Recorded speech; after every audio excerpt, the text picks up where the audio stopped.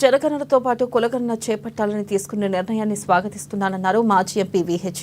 తెలంగాణలో కులగణన చేపట్టి సీఎం రేవంత్ దేశానికి దిక్సూచి అయ్యాడు.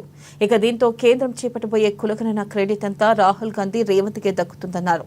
11 ఏళ్లు కులగణన కోసం పోరాటం చేశామని ఇన్నాళ్లకు ప్రతిఫలం దక్కుతుందంటున్న విహెచ్ తో మా ప్రతినిధి Harish face to face. Right, కేంద్ర ప్రభుత్వం సంచలనాత్మక నిర్ణయం తీసుకుంది. దేశంలో జనగణనతో పాటుగా కులగణన తెలంగాణలో మొట్టమొదటిసారిగా దేశంలో కులగణన జరిగింది. 42% సంబంధించి కూడా బీసీలకు రిజర్వేషన్ల కల్పన దిశగా కూడా చట్టబద్ధత కల్పించేందుకు కేంద్ర ప్రభుత్వానికి తెలంగాణ ప్రభుత్వానికి సంబంధించి కూడా బీసీ కులగణనకు సంబంధించిన ప్రతిపాదన పంపింది. ఈ రోజు సంబంధించి కూడా ఆ బీసీ కులగణనకు సంబంధించి కూడా కేంద్ర ప్రభుత్వం ఆమోదించింది. దేశవ్యాప్తంగా కులగణన చేపట్టేందుకు ఆమోదం తెలిపిన నేపథ్యం మాట్లాడదాం. మనతో పాటు మాజీ ఎంపీ విహెచ్ ఉన్నారు. దేశవ్యాప్తంగా జనగణనతో పాటు కులగణన జరగాలని కేంద్ర ప్రభుత్వం నిర్ణయాన్ని తీసుకుంది. ఏం చెప్తారు మీరు? అది కాదండి, జనంలో ప్రెషర్ పెరిగింది. మేము మొదలే అన్నామా లేదా? జనగణన బడి కులగణన జరగాలి అన్నాము.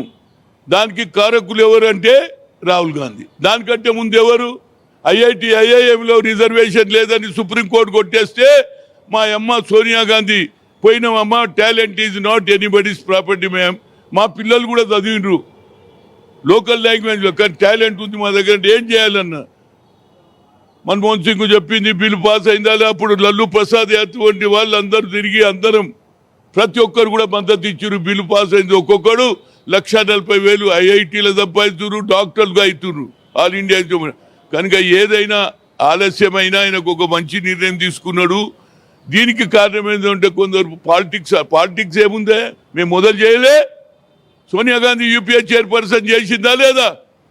ఆనాడు బిల్లు పెట్టిందా లేదా? నువ్వెందుకు పెట్టలే? నేను 3 సార్లు కలిసిన నిన్ను. కులగణన చేయమన్నావు, చేయలే. అదేవిధంగా మా జనాభా ప్రభుత్వం ఒక సెపరేట్ మినిస్టర్ చేసినావా? ఇలా రాహుల్ గాంధీ గారు ఒక దిక్సూచి అయిండు. దానికి ఇంప్లిమెంట్ చేసినటువంటి రేవంత్ రెడ్డికి నేను శుభాభినందన. నేను మొదలు చెప్పిన నువ్వు దేశానికి దిక్సూచి అన్నా అయినవా లేదా? నీ ఆలోచన ఇవాళ నరేంద్ర మోడీ ఆలోచన చేసిడు. గతంలో సోనియా గాంధీ చేసింది, పాపులర్ అయింది. ఇక నేను కూడా చెయ్యాలి. రాహుల్ గాంధీలో ఆలోచన మార్పు వచ్చింది. ఆయన మొదటి నుంచి అన్నాడు పార్లమెంట్లో 90% మంది ఎక్కువ జనం ఉన్నాం అన్యాయం జరుగుతుంది, 10% ఎంజాయ్ చేస్తున్నారు ఆఫీసర్లలో కూడా అన్నారా లేదా? కనుక నా ఉద్దేశంలో తప్పనిసరిగా ఏదైనా ఏమన్నా అనుకొని జనగణనలో కులగణన కలవడం నాకు చాలా సంతోషం. ఇన్ని రోజులు 11 ఏళ్ళు కొట్లాడిన ఓబీసీ ఎంపీస్ కన్వీనర్గా ఇవాళ మాకు న్యాయం జరిగింది అనేది నా ఉద్దేశం. దేశంలో తెలంగాణ రోల్ మోడల్గా నిలిచిందంటారా? ఈ కులగణనకు సంబంధించి కూడా మొట్టమొదటిసారిగా తెలంగాణలో జరిగింది. ఆ బిల్లుకు సంబంధించి కూడా కేంద్ర ప్రభుత్వం పంపింది. దేశంలో దిక్సూచిగా తెలంగాణ మారింది. మొదలే చెప్పిన రేవంత్ రెడ్డి, నువ్వు చేసినావు దిక్సూచి దేశానికన్నా. అదే జరిగింది. ఇంకేం చెప్పాలి నేను? నువ్వు ఇవాళ చేసినావు.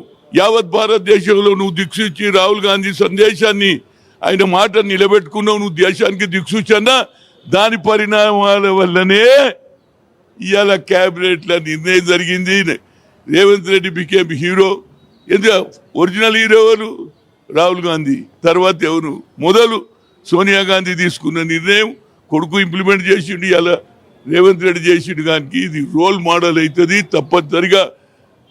వెస్ట్ బెంగాల్ అన్ని రాష్ట్రాలలో ఏడనైతే అపోదు వాళ్ళే కాకుండా ఏడనైతే వాళ్ళ ప్రభుత్వాలునే వాళ్ళు కూడా కులగణన చేయాలి అనేది నా కోరిక. అప్పుడే ఆ పేదవాళ్ళకి 70 స్వాతంత్రం వచ్చి 76 ఏళ్ళు అవుతుంది. ఇప్పుడు న్యాయం జరుగుతుంది అనేది నా ఉద్దేశం.